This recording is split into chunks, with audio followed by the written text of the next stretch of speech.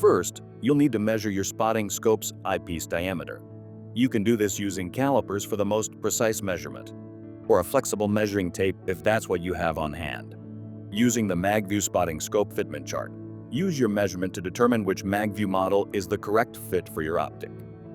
Inside the box, you'll find two packages.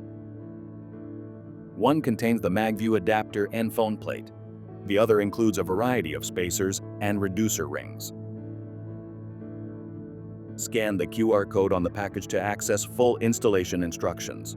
Start by opening the box with the reducer rings and spacers. Now, try different reducer rings on your eyepiece until you find the one that fits snugly, not too tight, and not too loose. Notice there is a bevel on one side of the reducer.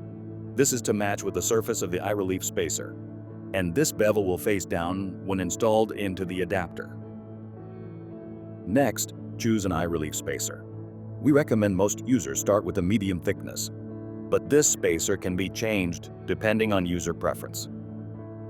Loosen the screw on the Magview adapter.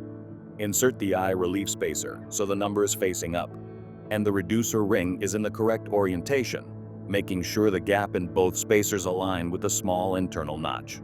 Make sure the spotting scope eyepiece is adjusted all the way down, then slide the adapter onto your eyepiece, positioning the open cap at a slight angle below horizontal.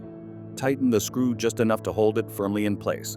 Do not over-tighten. Your Magview S1 is now ready to use with the included phone plate.